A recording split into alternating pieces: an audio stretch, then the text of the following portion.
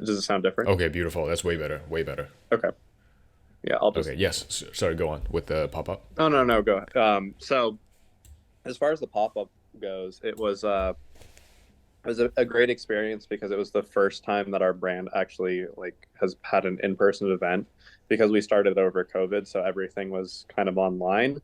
And then Hmm. also the brand is currently based out of Ohio, so it's kind of in an isolated fashion spot of the world.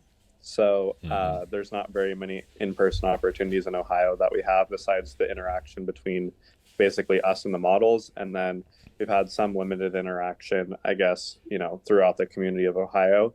But this was kind of the first event as far as fashion goes that we were able to Yeah. interact with, you know, people that have supported the brand for a really long time, and then Yeah. new customers, and then also our clothes and people, I guess, reacting to things on a rack. And so that Yeah. was really great in-person feedback as far as what people gravitate towards, people's thoughts on the brand, and their understanding of it, and then also just seeing people touching the clothes in person and trying things on is Yeah. really great to see. So Did anything unexpected happen, or it's kind of maybe the feelings from as you said, having the first in not first but like kind of official in-person interaction with people? Is there any unexpected things that you got from it?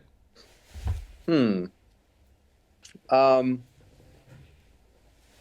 I mean, the only unexpected things that I saw was like, I think that our clothes are very complex. And Hmm. so when people came up to it, there almost had to be some explanation from kind of the staff or from us to really have people fully understand what was going on. And that, Hmm. was another kind of feedback thing or something that I noticed where it was like, okay, the retailers and the in-person things that we do, it would be great if like the staff was like up to knowing the complexity of the brand and like kind of the different Right. features of the garment, so being able to explain Hmm. that to people because it doesn't really always come across uh first to people, and it kind of like needs a little explanation, where it was like a lot of people, they would come and they would look at the clothes and they like wouldn't be able to, for instance, like find pockets in our post-human pants even though they have pockets, they're just Yeah. hidden. And so they're Yeah. like, "Oh, these pants don't have pockets." And I was like, "Oh no, wait, there's pockets right here." Or a lot of people didn't know that our garments were reversible. It's just like on the rack, they just like look like clothes. And then it was like, "Oh no, Yeah. but you can wear this coat as like a white coat or a black coat, or this pair of pants is a Hmm. white pair of jeans or a black pair of jeans." Um, or, things like our turtlenecks can be worn as like a full length gown, like all the way down or like halfway, half up, or as like a tank top. And so people just thought, oh, Yeah. okay, like this is just a turtleneck with like a weird hole in the front or the back. And so it took like a little bit of further explanation to kind of like explain that to people. And I think um, that kind of opportunity like opened my eyes to where it's like I really like talking about the clothes in person, and seeing people's reactions to Right. things, where and also like to fully understand our clothes, unless you're really like diving deep into things on the internet. But a lot of people, they see a picture on the explore page, or they just like go to the website and browse through photos, so they don't really fully understand what's going on. And I've kind of gotten customer feedback from that where it's I get a lot of DMs of like, oh, where is this white turtleneck? And I'm like, well, the white turtleneck is the black turtleneck, or it's the iron oxide one, or it's, and so they Hmm. don't understand that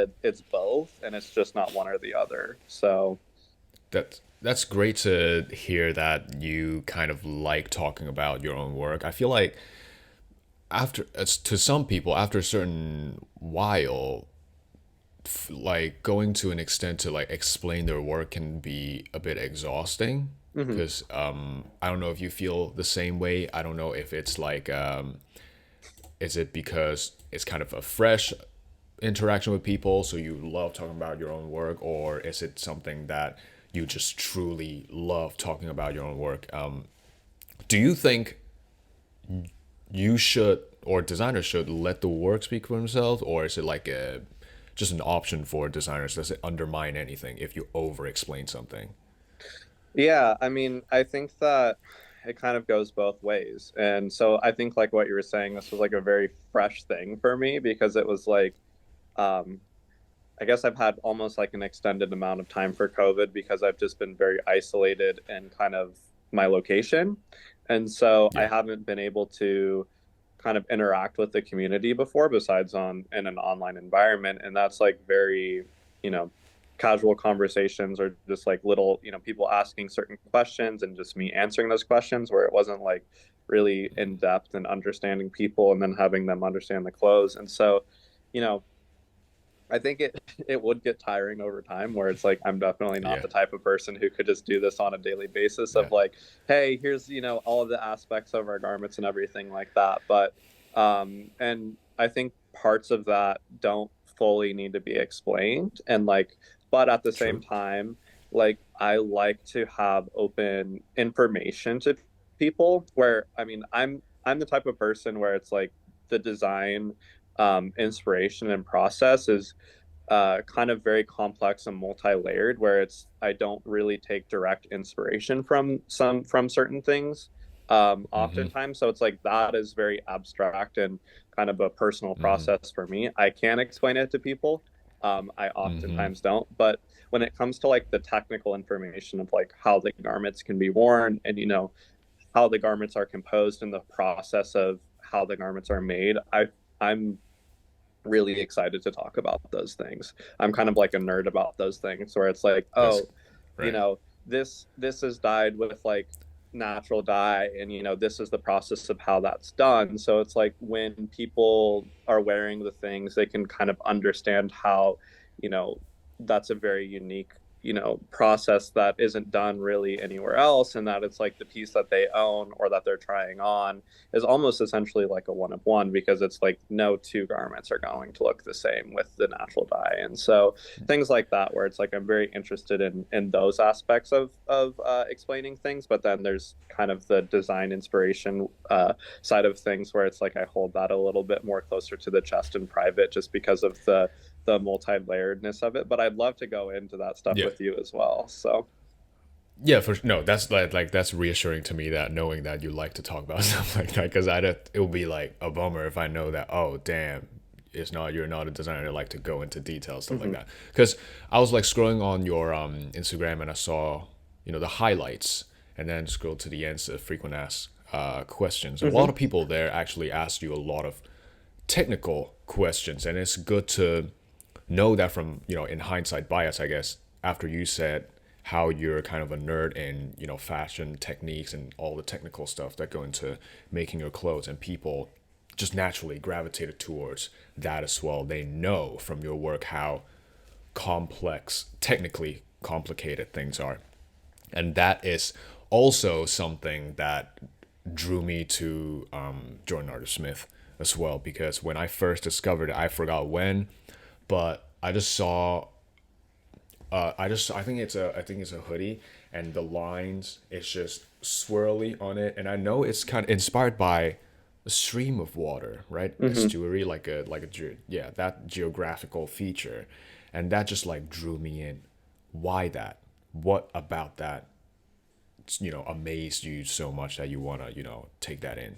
Yeah, so definitely I think like um you know those motifs kind of like are definitely repeated through our brand where it's like the estuary Mm-hmm. motif is kind of like one thing that I repeat over and over again. And looking Mm-hmm. at that, it's taken a long time for that to like seep in, but essentially that came from early in my childhood. It's like I grew up basically essentially in an estuary like on the Bay of California. And so in that bay, like I Oh. got to experience that environment on like a very personal level on like a daily basis. So I spent most of my time outdoors, playing in the mud or playing in that water. And so, Mm-hmm. that's kind of seeped into my designs over time. And like another thing that I try to focus on for each collection is bringing like a sense of like water and to the garments, and so everything is kind of oceanic in a way, and very much Yes.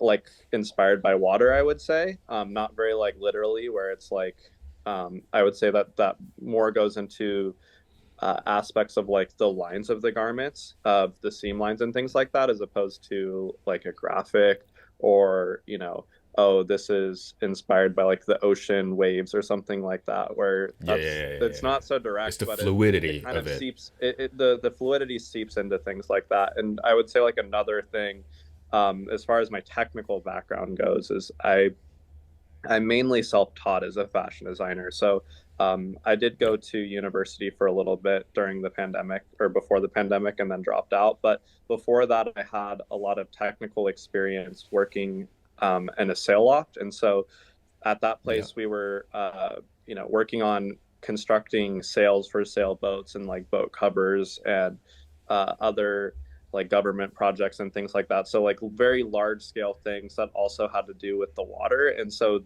those things also kind of eventually seep into the designs. And so I think those two aspects is kind of what brings the estuary motif together. Yeah, and I saw that a lot of your promotional videos for collections really close to nature, Mm-hmm. and I guess the garments themselves, on first glance, is to me it sometimes look like clouds. Like it just immediately reminds you of nature. I'm sure everyone has different subjective I guess comparison, but when I first look at it, it's soft. It's as you said, fluidity, and it just reminds me of clouds. It's such a fun thing to look at, and from your first collection, you being said that you're a self-taught designer, and then you took inspiration from your childhood, the environment you're in, and from your first collection on the collection page, you said that you created these garments. Just reading off of Mm-hmm. what you wrote, Yeah, yeah, you yeah. create these garments to give wear and opportunities to reinvent their relationship with clothing. I want to know, like, if you can expand on that, and also how do you intend on achieving such a, I guess I would call this a bold statement, like to Mm-hmm. reinvent something, to reintroduce something that's, pretty big task. Mm-hmm. Yeah, can you talk a little bit about that? Yeah, definitely. So like I think that's, one of the main like statements that I would say that we have throughout our clothes. And every Mm-hmm. collection I kind of tackle things almost in a repetitive circle in the same way of I kind of set rules and guidelines for myself for each collection where it's like, oh, okay, this is how many pieces the collection's going to be, and then these are, essentially the different types of garments, and then I will break out of that to a certain extent, but I always have kind of the sense of one key aspect of our brand is having pieces that are reversible or can be worn in multiple different ways. And so I think by that statement, what I was talking about was kind of allowing people to have a sense of creativity when they buy a product, of being able to style it in multiple different ways. And so like um that's like one thing that I found very gratifying, where it's like the people that I've seen wear our clothes online, or just like our models trying stuff on, or me trying stuff on, is basically being able to have a sense of play with things, and being able to, wear a piece in so many different ways, or just have a few different pieces and being able to style them in multiple different ways, and having kind of one garment take a sense of like multiple in a closet. So essentially, you don't have to Yeah. buy so much, because I think that came from, I mean, my background of basically being a fashion nerd and not being able to afford certain pieces and having to be creative with things, where it's like, I could only afford to have one jacket. And so it was like, oh, Yeah. if this jacket, I could take the place of four jackets in the wardrobe, I can justify buying that for myself. And so it's like, because I can buy this one jacket and I could wear it every day, and be able to go into different environments and pull off the same jacket, but it looks different enough to where it's like people won't notice that. And so I think like where that started was, me wearing pieces inside out, of like I would Yeah. buy a piece, wear it inside out, and I would be like, oh, okay, this is fun. And so from the beginning of our brand, I basically uh had that attitude in mind of like, I want people to be able to play and also give people a sense of creativity with kind of the way that they can dress from the get-go, where it's like it's not a closed book of like you can only wear this piece one way. Um, Yeah.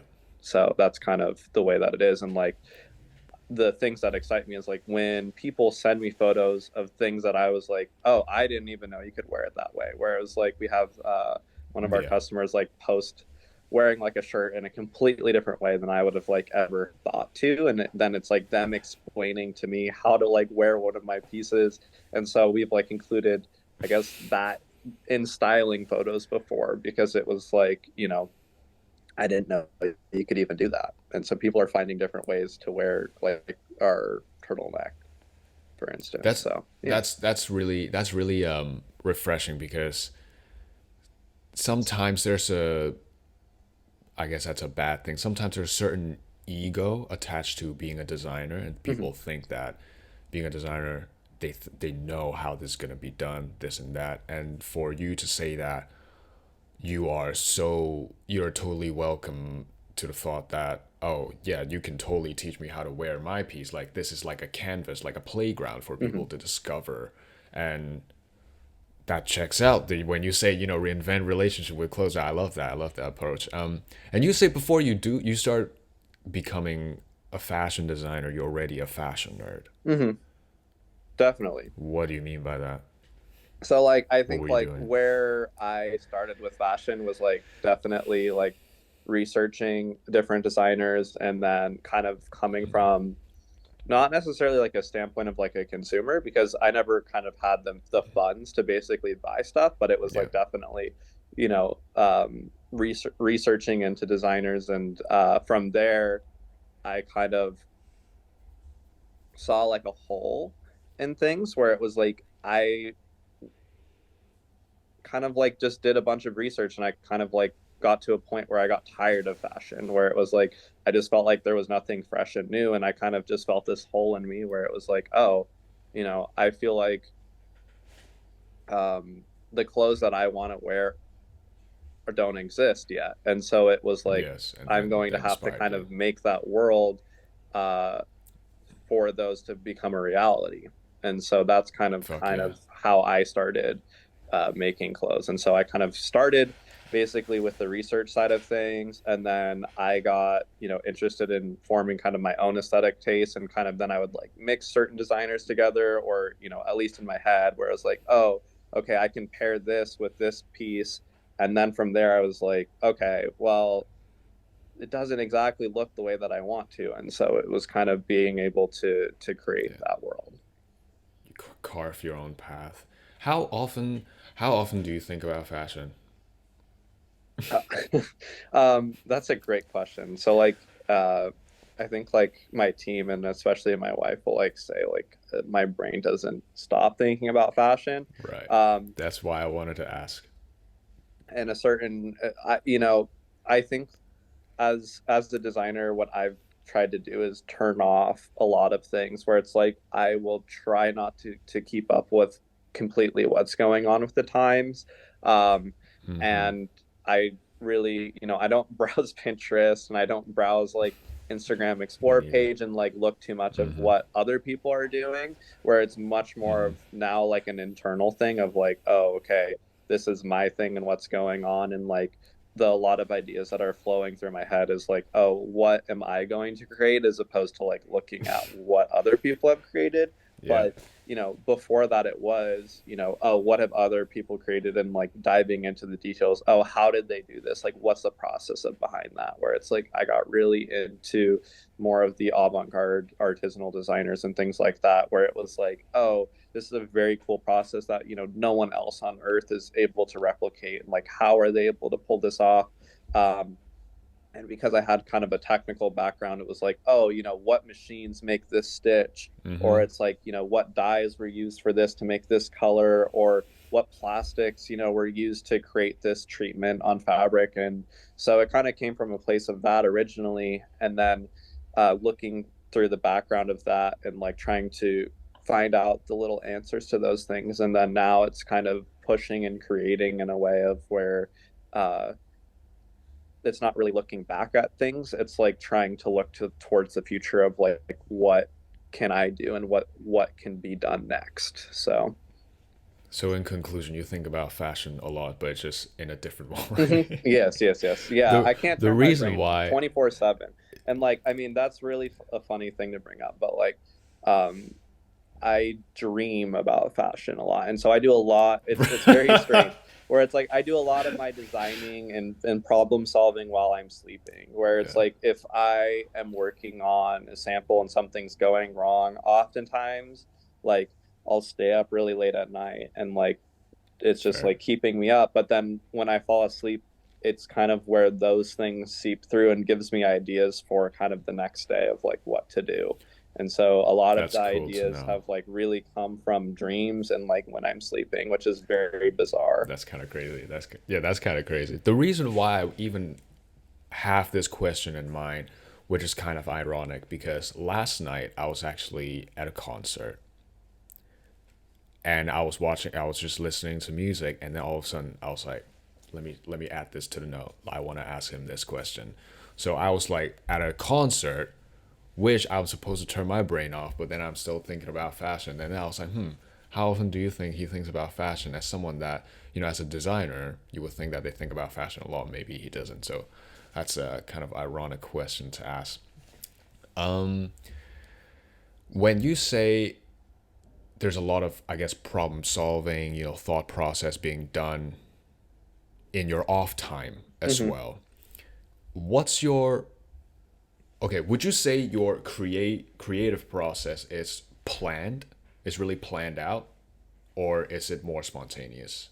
So the way that I structure things is kind of a mix of both, where I'm very regimented in a schedule and everything is planned to a T, where it's like, um, I don't do any sketches. I'm not someone who draws. I'm kind of like a very, like I said, I think my creative process is kind of very unique to myself and kind of the brand. Yeah. Maybe other designers have that, but it's like the way that I work about things is kind of um, through process. But I give myself certain hours during the day where it's like I will sit down and you know oftentimes like 12-hour blocks of oh, okay, this day I'm going to be working uh, to make this garment, and so I will just use that time to get as much done as possible. And like I can't really necessarily force the thing to be done on that schedule. So Yeah. um, that's where kind of the uh, what you were saying as far as just the opportunity to like shift directions of things goes, where it's like I will just plan blocks out. I will start at a specific time, work throughout the whole entire time, but if something takes me in a different direction, I'll go in that direction. And so I mean, a great example of that is basically how the post-human concept that like we have originated from, where originally it came from like an error in our grading. And so I think that's where when I talk about like work as far as like where I take inspiration from, a lot of it is process and experimentation, where I would say most of it comes from that. And kind of those ideas seep through to create the garments, where it's like that concept came from the mistaken grading, where it was they got the sizes back and there was basically like this huge bump on the panel. And so Right. the pants are like supposed to lay flat. And so basically I had to correct that error. And from there, I was like, well, you know, this doesn't look right in this instance, but how could I use that and, make that look cool? Because, it could be cool if done in an intentional, different way. And so from there, you know, I took some other aspects of my background where it was like ceramics and creating sculptures. And so I was like, okay, well, how can I make these shapes and then put them into a garment? And so that's kind of that came first. The air gave me the idea to basically go to sculpture as a pattern making technique to then go back to garment creation. Wow. Okay, that's cool. Would you say then you value the unknown a lot, or I guess making mistake? Hmm. a lot. And Definitely. Yeah. yeah. And so like I think Mm, that um through mistakes, they're going to give you different ideas. And so I kind of view mistakes as, oftentimes they're mistakes, but it's like you can learn from those. And so you can, like, some of the best ideas come from mistakes, and some of the best learning options and opportunities come from those mistakes. And so using those as a benefit is uh to, the work is one thing that I like to focus on. But it's like I really thrive in the unknown. And that's thrive cool. in That's like cool. um a blank canvas, and kind of just being able to work through process and experimentation, where it's like that's kind of how I work, where it's like every collection, I don't have sketches of this is what each specific Yeah. garment looks like. It's like I have ideas of, okay, I'm going to make tops, or these are the tops that I'm going to make, and I have kind of all those ideas already thought out in my head. And it's like oftentimes I've like let those marinate for a long time, where it's like, and kind Mm, of that's another thing that I've learned through time. And I feel like definitely we're still in like our very early stage of doing that, where um, there's certain garments that I've wanted to make for years, but it's like I don't have the technical expertise at this minute, or the production capacity to do it, really is what it mm, is, where it's like, oh, I want to do footwear.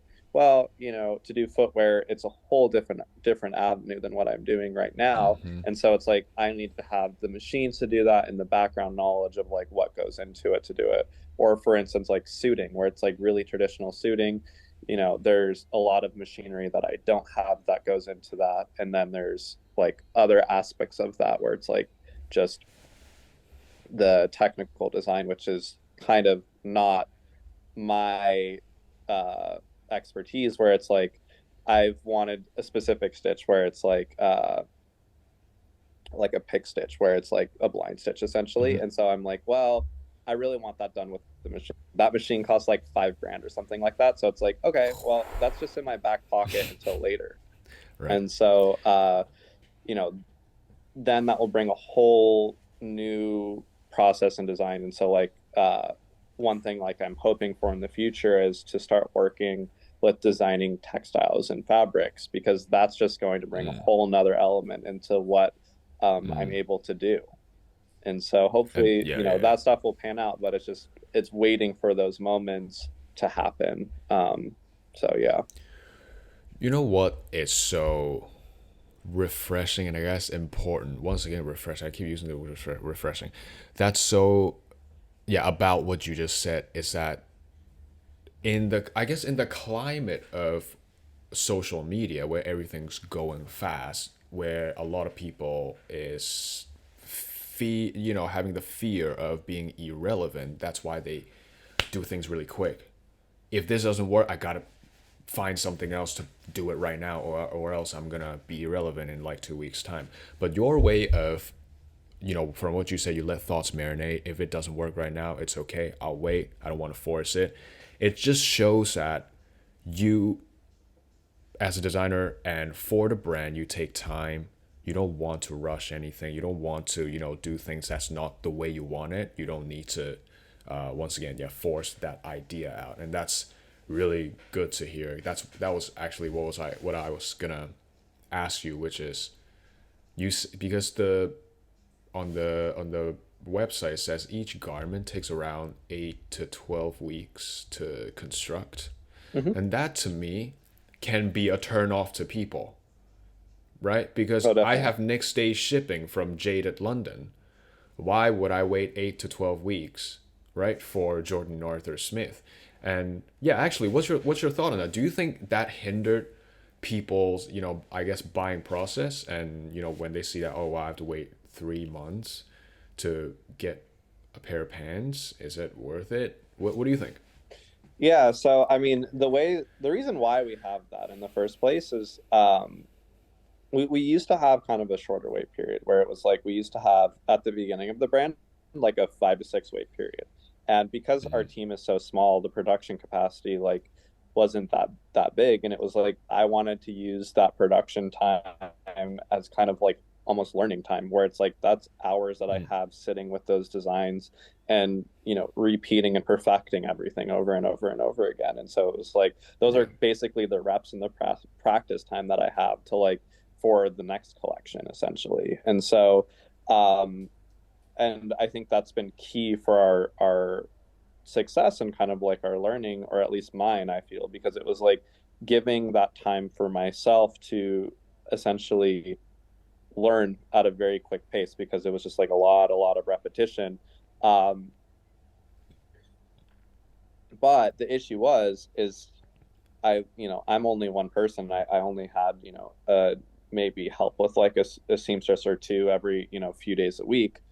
We constantly had to mark things out of stock, where it was like everything Right. just has to go out of stock because I'm not going to be able to meet deadlines. And so from there, then people were like, oh, I really want the garment. So I was like, well, why don't we just extend the wait times to 8 to 12 weeks so that we can constantly keep things in stock. And so that's kind of the way that Right. we've gone about it. Okay. And to be honest, like the feedback that I've gotten from people, I don't ever hear a single complaint online about like, oh, it's eight That's to 12 cool. weeks, which is very surprising to me. Lawyer, there's every Hmm. once in a while, there's someone who doesn't read that part, and they'll like message me, or they'll like email us saying, oh, why haven't you shipped yet? And it's been like 2 days or whatever. Like, when are you shipping? And we're like, oh, it's going to be 8 to 12 weeks. And they're all like, I don't think I've ever had a problem where someone's like, oh, that's an issue, where it's like I want I want to refund essentially. So people are almost always willing to wait. The thing that I got though is like definitely the in-person event changed my outlook on the 8 to 12 week wait period, because we had not necessarily at all of our collection stocked at Commune, but it was like there was a lot of things that sold out, or there was sold out in that size, or it was sold out in that color and they wanted a different color. And so, or just pieces that weren't available, and people were like, oh, do you have a website that I can get this, or where can I get this? And I'm like, oh yeah, no problem, we can make that for you, it'll be just 8 to 12 weeks. And then instantly they were like, oh no, I don't want it anymore. Oh, right, right. Okay, I So get you. you know there's kind of both parts to it, where it was like kind of the in-person event made me think, oh well, maybe there's a huge customer base that that we're not reaching, because our garments are so inaccessible to people, and people really, if they want to purchase our things, it's a lengthy process and decision, where it's like I think I feel very lucky that people are willing to wait so long. Where it's like, they're willing to basically upfront, a large amount of money and wait 8 to 12 weeks for their thing to arrive. And they're like very much um, patient with that from the most part. Like people have been really Mm. patient with that with us, which is really great. And it kind of almost builds an excitement at the end, and it makes things feel a little bit more special to people, because it's like, oh, I like really waited 8 to 12 weeks for this thing to get here. And so uh, Hmm. they really have to want it. And like when they get it, then they're really super excited about that, which is like really great to see. But yeah.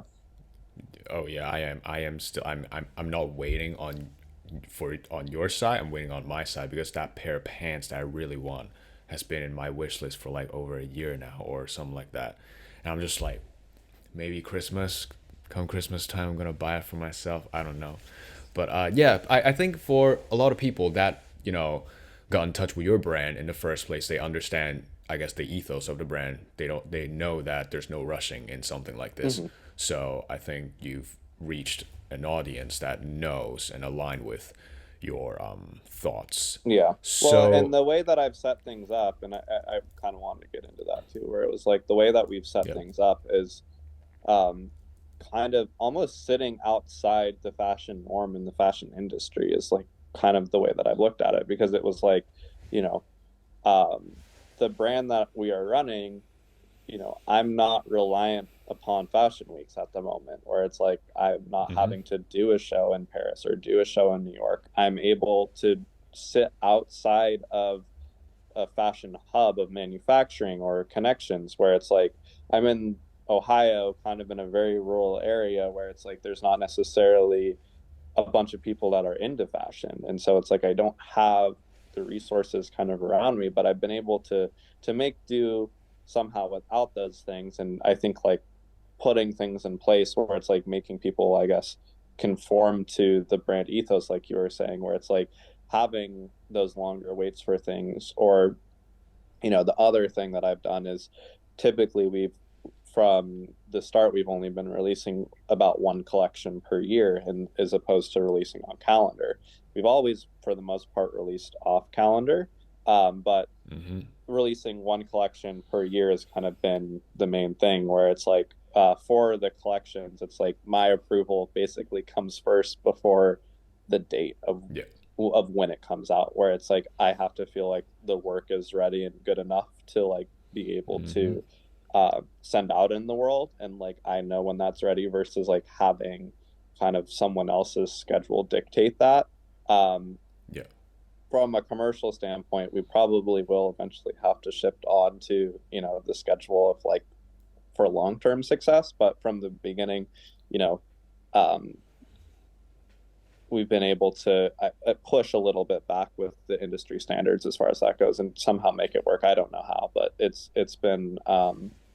I've just been very grateful, I guess, that people have been kind of able to be patient with things and able to wait for things, and like or new collections, or just Mm-hmm. waiting the 8 to 12 weeks to buy an item. So I think, yeah, I think it's if from my personal point of view, there is kind of this really slow shift towards more conscious and slower fashion, with, I guess, TikTok people talking about how bad Sheen Hall is. I think that's kind of the start of the slow downfall of fast fashion, and people trying to talk more about thrifting and buying quality garment. And I think slowly but surely, people, more and more people, are gonna buy into the, or go back to, I guess, equilibrium of patience for fashion, I mm-hmm. guess. And that's a good thing,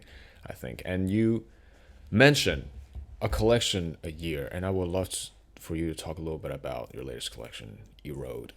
Mm-hmm. How did that come? Actually, why the name Erode? Yeah, so the name Erode basically came from uh,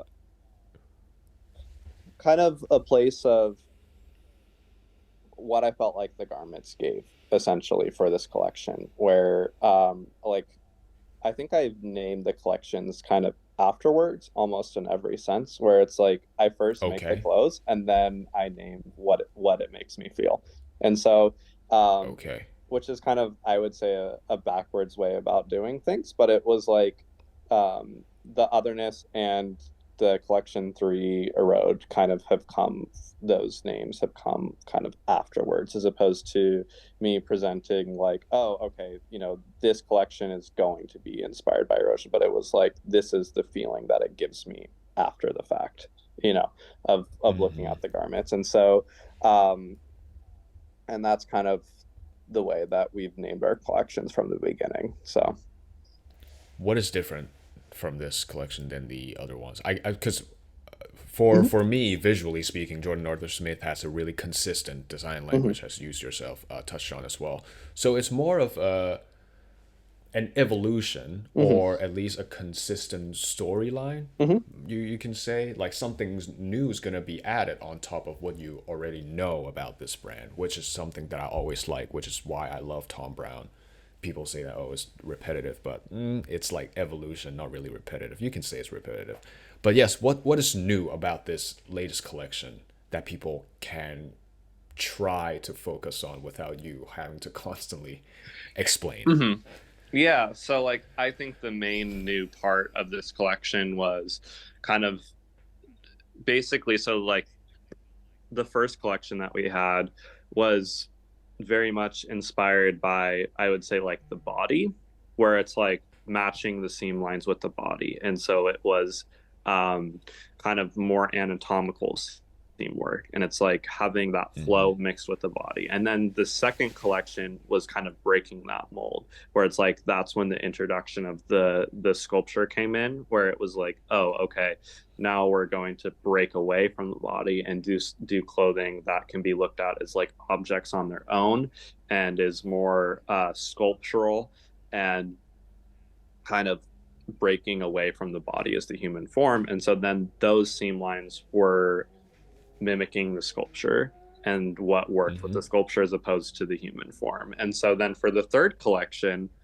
it was like a little bit of repetitiveness, like you were saying, of evolution, where it was Mm-hmm. like, oh, I have so much more that I can explore with this concept. So it was like a Yeah. lot of just breaking through and exploring more of the sculptural elements that we did in collection two. And so for collection three, I wrote, you know, this collection, we have like bags, for instance, that are based off of a vase sculpture. And so like that kind of like has a purpose of like a vessel being held with water for like flowers and everything, but then it's also made into a bag. And so the, you know, playing with those elements. And then for this collection as well, you know, it was, I think we made like three or four sculptures for this versus just one for the collection too. So it Mm. was like um the sleeve for like the post-human coat, for instance, um is one element. And then it kind of was too like mixing the two elements as well. And so from for this collection we had these Vena glove tops, which are like inspired by the veins and kind of the blood vessels of like the human form. And so it was like Mm-hmm. that sheerness added with those details kind of like showed kind of the working of the basically the body. And so Yeah. there was like that. And then, you know, in collection three there was some other ideas that we explored where it was designing in a completely new language for me, and breaking traditional pattern making like even further. And so that can be kind of seen in our rhizome puffers. So those are like the puffers that are like uh, they have like those circular elements that look very cloud like. Yes, yes. Is it kind of translucent a Mm-hmm. little bit? And Yeah, then so there's those are stuff made from inside. silk organza and then they're filled with Mm. wool.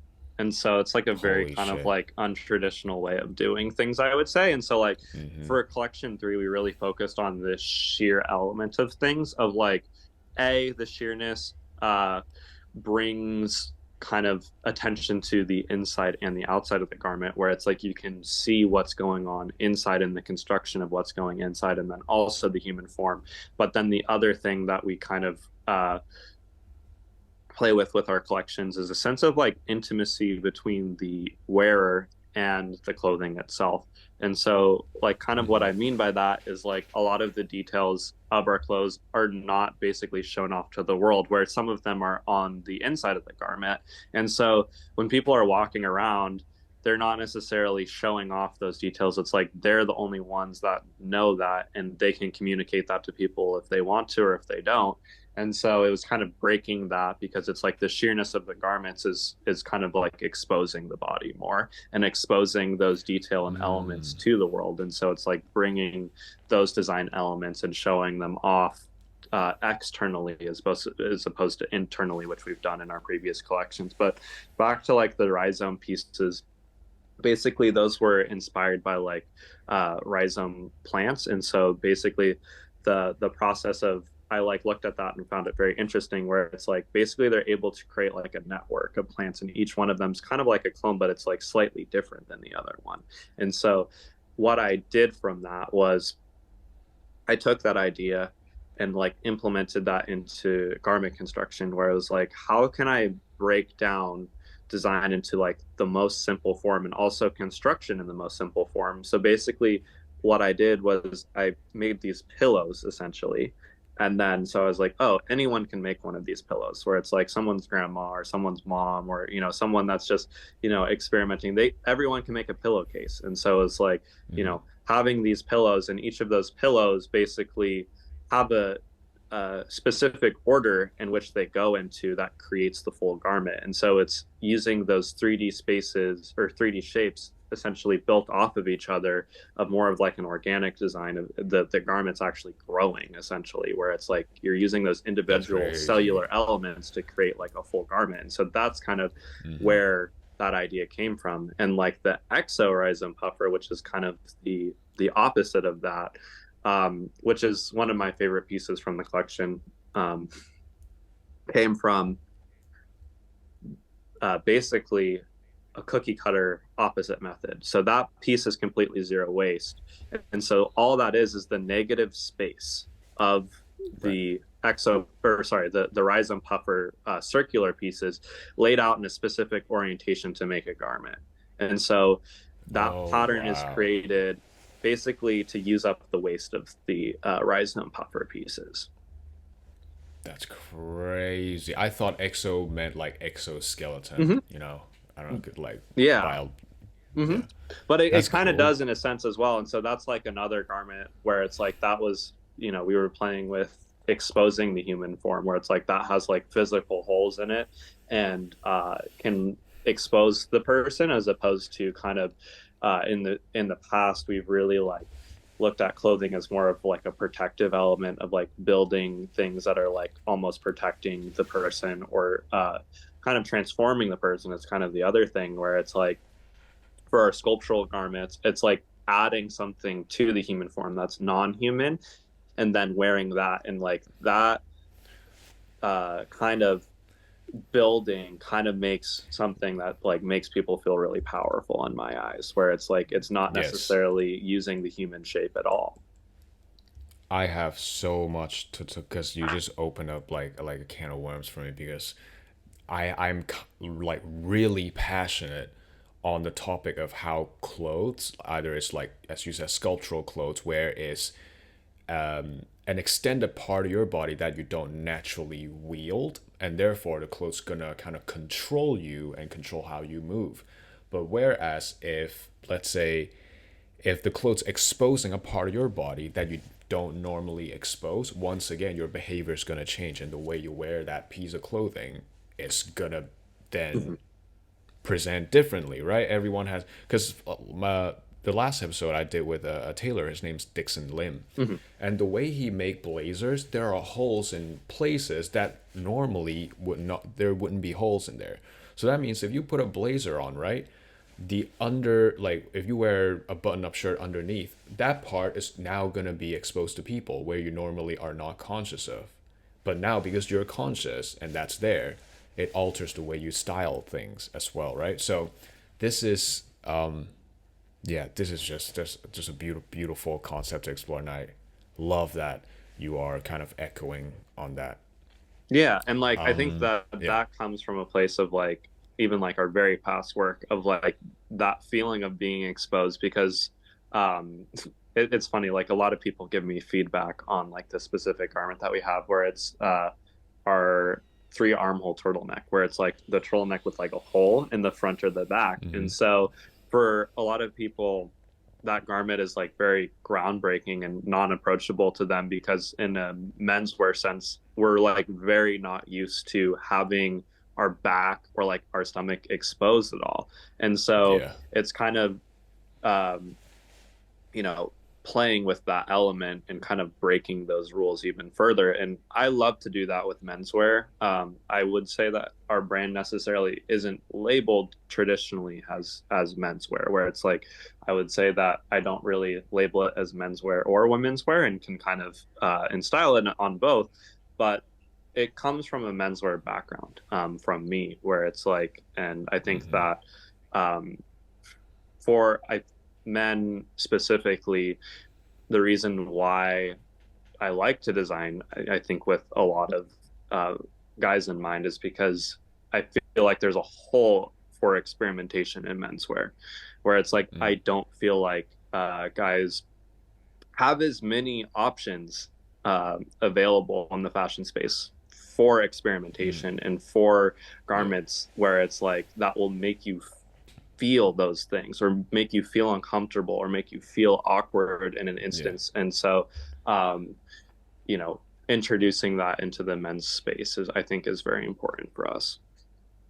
That is true. And but the I guess the sad truth is that even if I am aware of this, I talk about this a lot. Would I be able to wear that comfortably? No chance. Would I? Am I down to try? Definitely. But I guess it's people's Hmm. barrier when it comes to fashion, and as you said, the feeling of vulnerability when it comes to menswear. It's still really rare. Hmm. And once again, I love that you're doing that. And final, I guess, two Hmm. questions that I can just kind of like get your like quick opinion on. Do you think the I don't know if you know about this because you said you try not to get sucked into the social media fashion movement world, whatever. Um, but there are a lot of like Instagram, I call them Instagram fashion brands Hmm. because I think that they are not that serious about fashion. Not that they're wrong, but they're not that serious. They do a lot of one of one, Hmm. right? This is one of one. Go buy this. They kind of use that to market their clothes, whether it's not good or bad, but it's just they use that. Do you think the meaning and significance of one of one is will be tainted by that, or do you think that's just a way to market? Yeah, that's a great question. So like I think I'm completely fine with like there's just different ways of going about things where it's like with that attitude towards things of like, oh, this is a one of one piece. It's kind of creating an exclusivity of like this will only be available for like one person and not being reproduced ever again.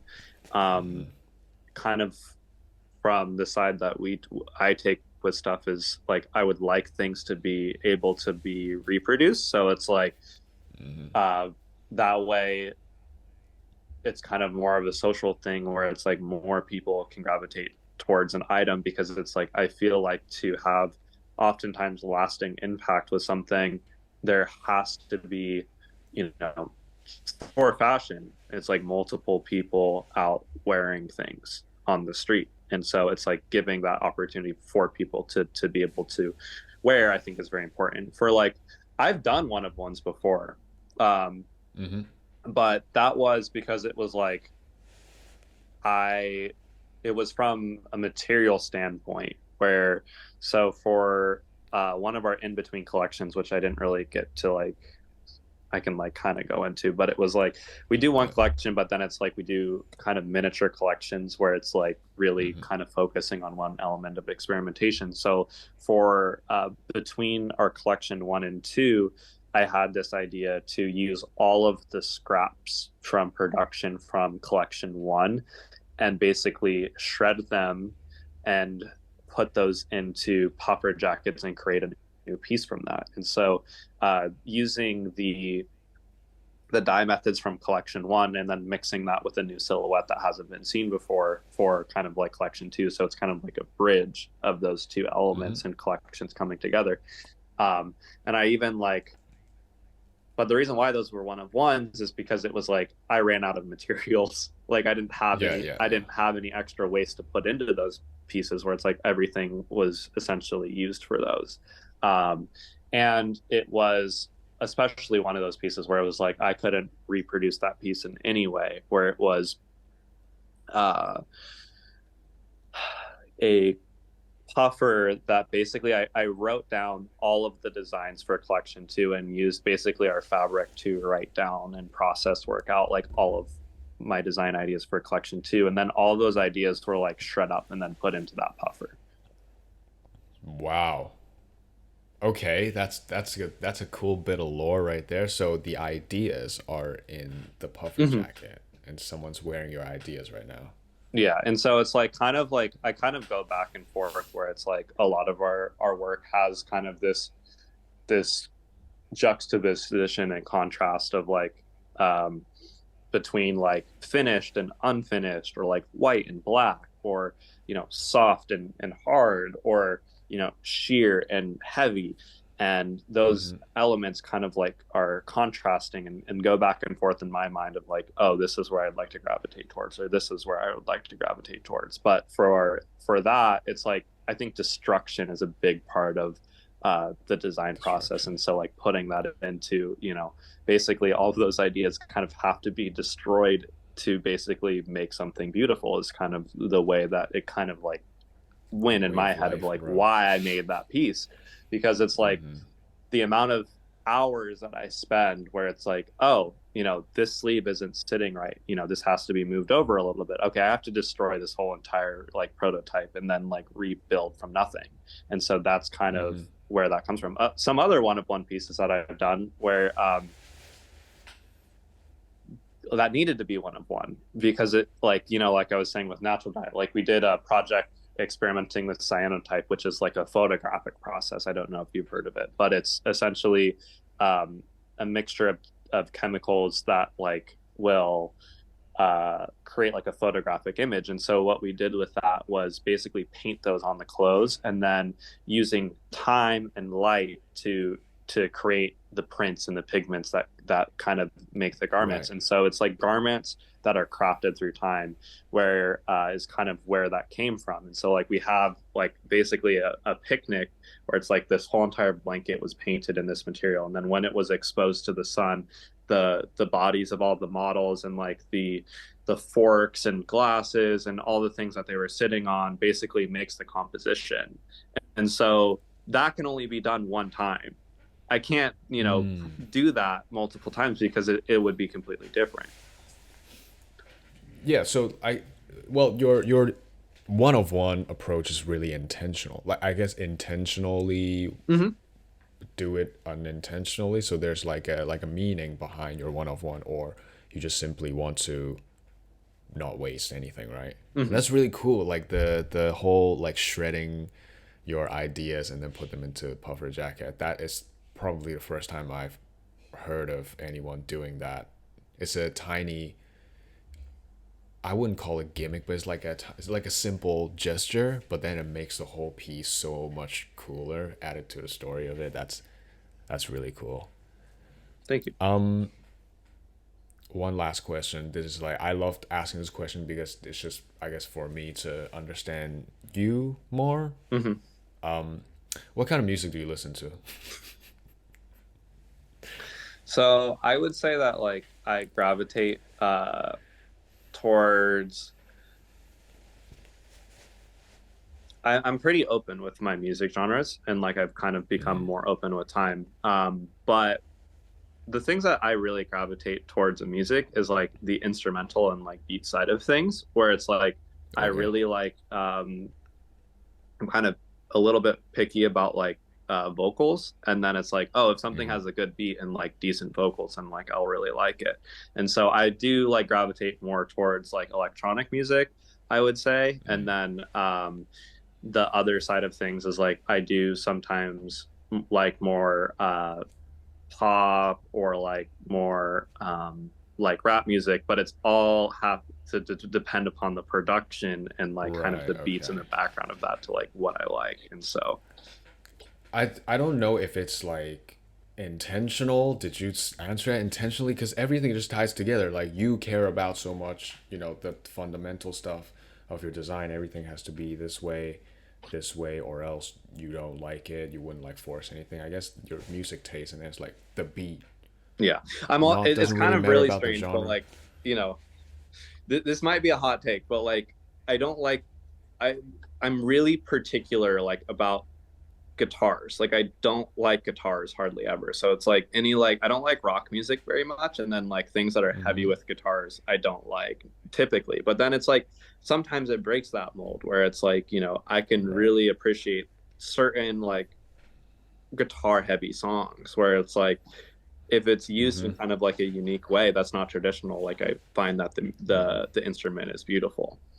And so Yeah, I don't like piano yeah, see, it's for kind some of like reason. It that. I, just I like irks me. Like classical it's music like for some reason. like like what kind like who by who? By who? There's I think this song called like, and I'm like very strange with music where it's like I will like when designing or like when working, I'll listen to the same song for like 8 hours straight. Um, where it's I think it's like the song called Aquarium or something like that. So it's all it sounds I God, like I'm forgetting the artist name, but it like sounds like it's from Okay. Finding Nemo or something like that, where it's like very Okay. ocean It's inspired. like jaunty. Oh, Hmm. okay. Ocean inspired. Bro, everything's about water with you, man. Yeah. Yeah, it's really strange. And so like even with music, like I really love like water sounds where it's like one of my favorite albums is uh Bjork's Vespertine B-sides, which is called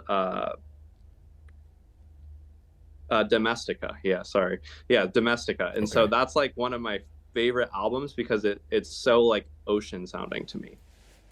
Um That is, bro, that is crazy. You're so consistent. yeah, it's a little bit weird like that. And so like I mean going back to kind of the design aspect and like bringing that like full circle with the music, like I would say sometimes I like a design challenge. And so like for instance, like our hoodie that you were talking about possibly, well, it might be a different piece that you're talking about, like, but the hoodie that we have like with the zippers is like kind of like a more traditional hoodie. And so I designed that as an anti-hoodie first because I find that hoodies are so a like oversaturated. They're so plain, and it's For like I've real. never gravitated towards pulling out a hoodie out of the wardrobe.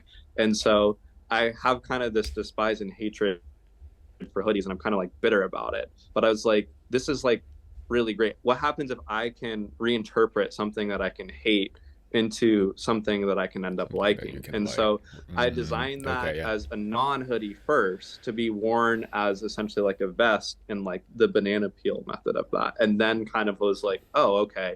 What happens if I have this poncho type garment that turns into a hoodie? So it's like not a hoodie first, but then it turns into a hoodie. And so that's kind of how that idea came about for the metamorphic bubble hoodie. And like I kind of even added like a little secret aspect into that design because I get a lot of questions about like, oh, what are your references? Or like, where do you draw inspiration from? Or like, what's the inspiration for, this collection or for this piece? And I have a really hard time answering some of those questions because it's like the inspiration for me is so vast and at, so many different points where, like I was telling you, some of the inspiration comes from process work or experimentation of, or errors or mistakes or, um, and different elements like that. But I wanted to add something that was very literal into things. So I could just like throw that into the collection where it was like, oh, this is inspired by this. And so that So you can people can shut like people in the industry up. can gravitate towards that and like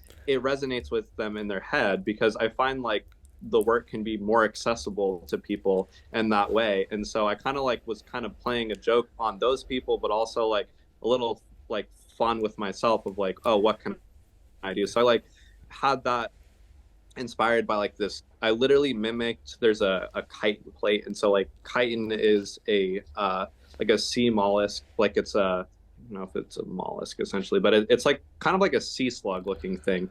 Chiton. That It says Chiton. Yeah, Chiton. And so Right. like Yes. Yeah. these they have these plates which are not necessarily bones, but it like can kind of be considered a backbone. And so it has like multiple plates that almost look very bone like, which they're like white. And so I just mimic that shape and then just put it as the pocket. And so I could just literally Inspired point to by that chitin. thing and be like, this was inspired by chitin plate. Bro, okay. This is such weird timing that you mentioned this because right before this interview, I made a video talking about how when designers are being interviewed and when asked what's your inspiration, don't feel bad that your answer is really simple. Just because you can't contextualize it for people doesn't mean the work you produce is simple. Mm-hmm. You know what I mean? I made a point, talking about how Ray Kawakubo basically never does interview, and whenever she do interviews, her answers are really short. And when people ask her questions like, "Oh, I don't know, I never really thought about this, just kind of what happened in my head," and that's kind of, I guess, what you're experiencing here when you create this. It's just sometimes not that it's simple, but it's so complicated. It's really hard for you to just summarize it in a I guess bite-sized Mm-hmm. answer for interviewers Yeah. to just take. And Yeah, so Well, no, I and totally I get you. Just feel have like something for them to talk about. it's really weird because like my body of work is constantly moving and changing with time, where it's like when I look back at pieces, I notice like I connect the dots where it's like, oh, this thing came from here, or this is a Mm, progression of this, even though necessarily at that time it didn't necessarily register to me. And I feel like mm, talking about that and communicating that with people is important because it's like uh, being able to understand that fashion can be so complex that it can be constantly changing and evolving with time of like what something means to me or like what mm-hmm. um the impact of the design had. And I think like good artwork does that, where it's like if you look at a painting, you will get a different meaning from it every time, or being able to Yeah. like Wow. extract Yeah. more and more and more out of it with time. And I Mm, think that's part of why so many people are turned off in interviews of talking about these things. It's because it's like if you put a label on something, then people's brains will just go right towards that and just be like, oh, this is what this is. People love to put yeah. labels All on right. things. And Mm, so I find like marking things with a label kind of is an endpoint essentially for people. So then yeah. they don't explore and find personal like meaning in each piece for themselves. I'm so glad I didn't ask what inspired you. I'm so glad.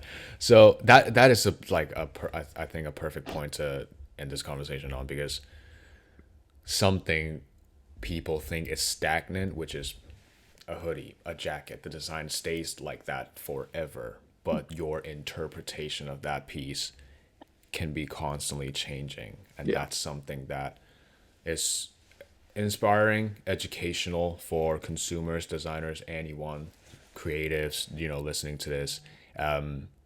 Fashion is not one dimensional, it's not one way. Even if it's an end product, it can still change. It just depends on sometimes your mood, sometimes, where you are in life, and it gives you different insight, reminds you of different things.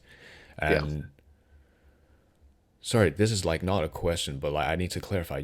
You are Jordan Arthur Smith, right? That's not a Yes, brand yes. name. It's your real. Okay, I'm Jordan right. Arthur Smith, but like I would say that also the brand name is Jordan Arthur Smith, and like the kind of the way that I look at it is like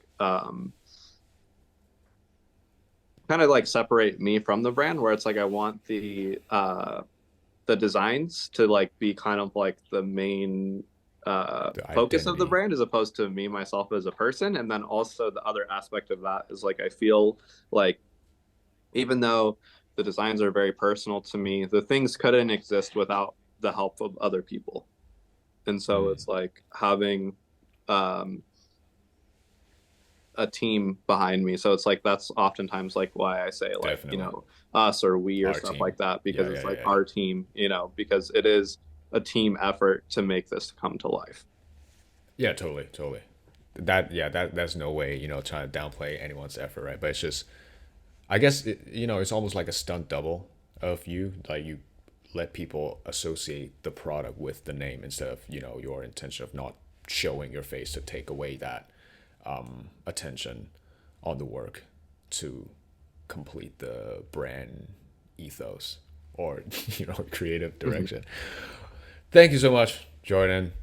This is a lovely, lovely, lovely conversation. I am myself is a fan of your brand, and as I say, it's been like year, maybe more than a year since I've discovered your brand, and the fact that I can now, sit down and chat with you, the moment I saw that you follow me, our interaction has been otherworldly, and Yeah. I'm so glad that this conversation went smoothly, and you are seriously like a really, once again I have to use that word, bear with me, refreshing force in the industry right now, or in the fashion climate, I'd say, because of your fashion outlook, the the fact that you take time, the fact that you are sure about what you want and not let anyone affect your decision making.